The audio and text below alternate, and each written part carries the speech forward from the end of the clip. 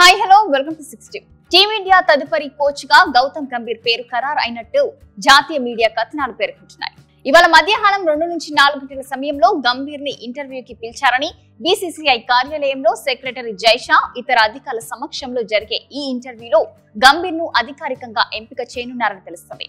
కాగా ప్రధాన కోచ్ గా గంభీర్ ఎంపిక దాదాపు ఇప్పటికే పూర్తయిందని బీసీసీఐ సన్నిహిత వర్గాలు చెబుతున్నాయి. గంభీర్ ప్రతిపాదిత నిబంధనలకు బీసీసీఐ అంగీకరించినందున తదుపరి ప్రధాన కోచ్ అతడేనని పేర్కొన్నాయి. జట్టుపై పూర్తి నియంత్రణతో పాటు ప్రధానంగా పరిమితి ఓవర్ల ఫార్మాట్, టెస్ట్ ఫార్మాట్ కు వేరువేరు జట్లు ఉండాలంటూ బీసీసీఐ ముందు గంభీర్ ప్రతిపాదించాడని తెలుస్తుంది.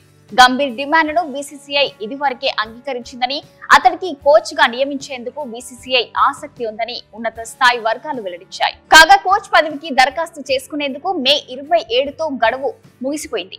కొత్త కోచ్ గా ఎంపికైన వారు జూలై 2024 నుంచి డిసెంబర్ 2027 వరకు 3 ఫార్మాట్ల జట్లకు హెడ్ కోచ్ గా వ్యవహరించాల్సి ఉంటుంది.